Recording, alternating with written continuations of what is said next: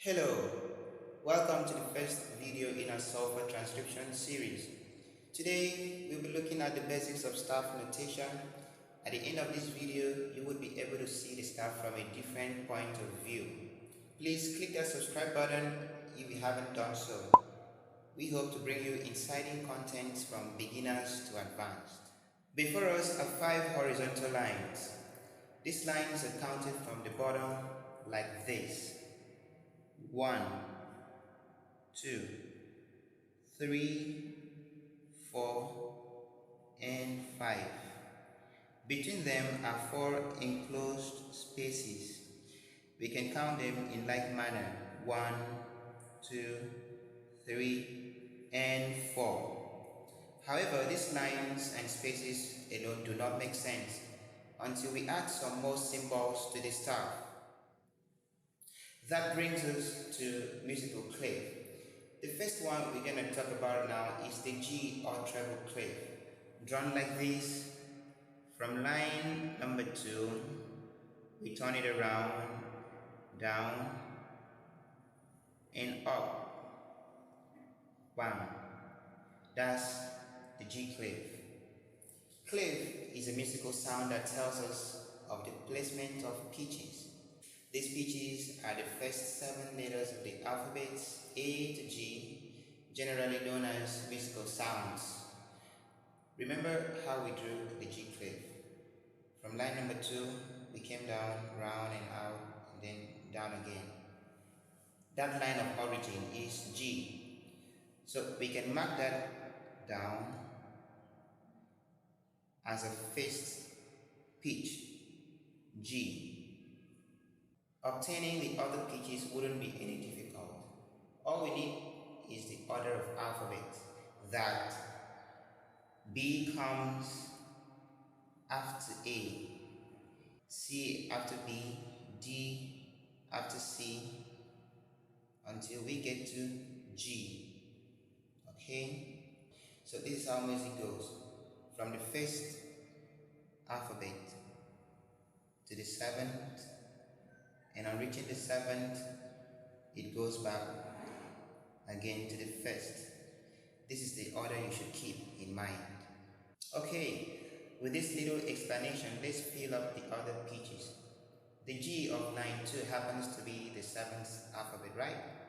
This G, 7th alphabet, right? What does that suggest to you? We have to return to A for the space above the second line. Have you seen? So, a quick one. After G, back to A for the space above line 2. And up we go in our alphabet order. After B should be C. So this is how we will be going from space to line, line to space, and from one alphabet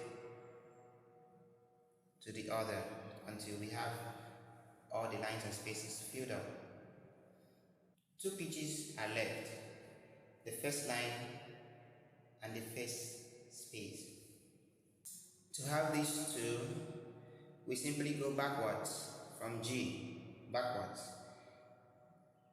The alphabet before G, F, and before F we have the E. At this point, we have been able to name the treble staff. Why is it called so? Because the G clef was added upon it. There is a way to memorize these lines and spaces, but we're going to talk about it at the end of the video.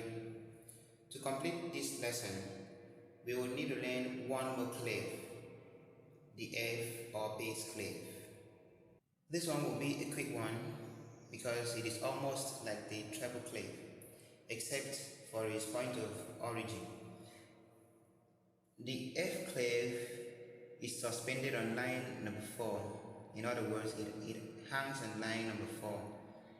Okay, and is drawn like this with 2 dots marking off line number 4.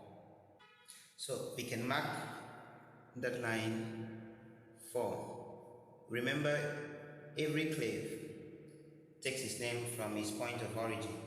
So that line is F. Using the same letter pattern, let's fill up the other pitches. After F, G. And G is the seventh letter. So at the seventh one, where do we go? A. Back to A. Remember that? And before F, we're now counting backwards. Say E. This is D. This is C. This is B. And this is A. The first line here happens to be G. Okay, we have the base tab ready for use. Your first assignment is to memorize these lines and spaces of both tabs using the acronyms we will be learning now. For the treble staff, we have the lines as E, G, B, D, F. So there is a quick way to memorize them. E for every, G for good, B for boy, D for deserves, F for favor.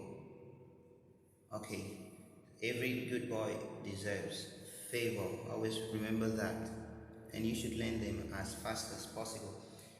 While for the spaces, we can simply say face. Okay, once you know your face, you know they are for the spaces of the treble staff. While for the F staff, we have the first line being G. Good boy deserves favor always. Okay, so this is what you have to memorize. Good boy deserves favor always. While for the spaces, we have you can use all cows eat grass,